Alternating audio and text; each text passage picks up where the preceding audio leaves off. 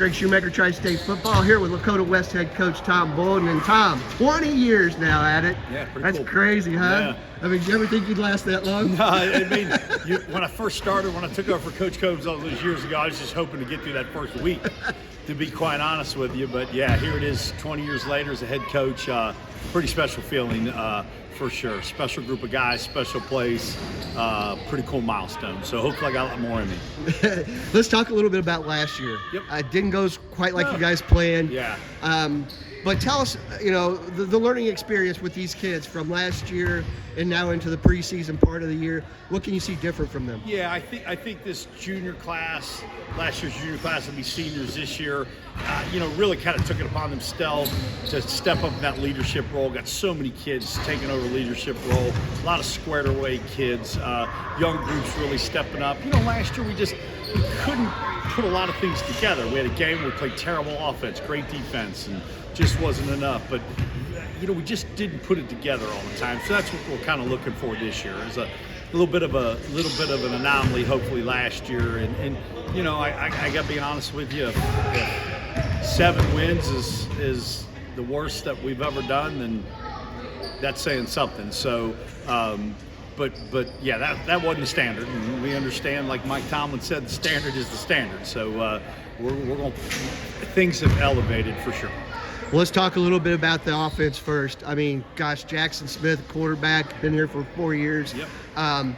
But the weapons he's got are amazing. Can we start there? Yeah, a lot of dudes. And actually start with Jack. Like I said, he's 6'4", 220 pounds now. Big kid with a big, strong arm.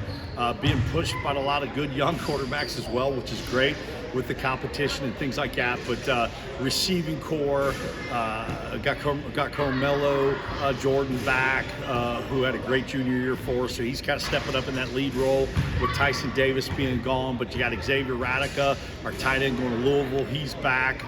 So in a run game, he's an exceptionally well blocker, but also got great hands and things like that. And then, you got, Kenyon, who Kenyon's Kenyon. Kenyon Norman, the running back going to Northwestern. He's powerful. He's fast. He has all those tools. Great pass blocker, great in the pass game, things like that. And we're really good up front. I think we're going to have a chance to really excel up front. We're tough, smart, much bigger type group of kids that we have this year. So kind of really excited what we surrounded Jackson with, and got some young running backs pushing Kenyon too, helping him as well. Got Jimmy Green who's got some offers. I mean, we've got an incoming freshman wide receiver who's pretty darn special, and he picked up an offer just this past weekend from Miami of Ohio. So I think we got 11 or 12 guys with D1 offers, maybe more, but that's all on paper and things like that in terms of it. We got to be able to transition that through the field. So the talent shouldn't be an issue and things like that. We just got to put it all together. And your defensive side of the football, you've always been good in the trenches there. And in Judah Blair in the middle of the linebacking crew. I mean, let's talk about this group. Yeah, so starts up front, and they're all back up front, which is really, really good. So we got all our defensive line back. Was a staple for us last year.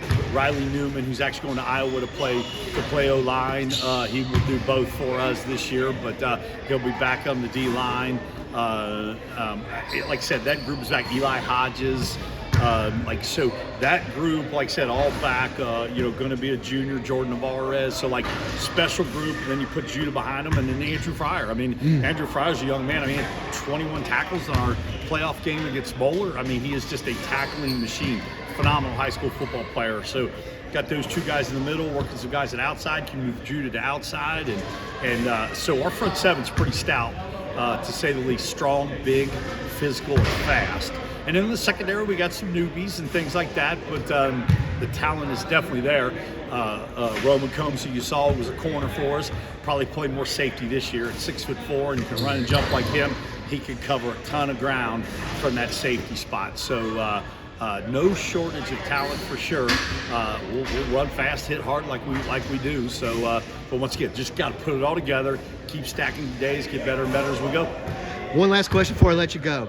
The 9-game schedule in the GMC. Yeah. Tell me your pros. I know your pros on Sure. it, but tell me what cons do you see in it? Because I feel like you guys are seeing so much of each other, and you don't get out of the box to see other schools. Yeah,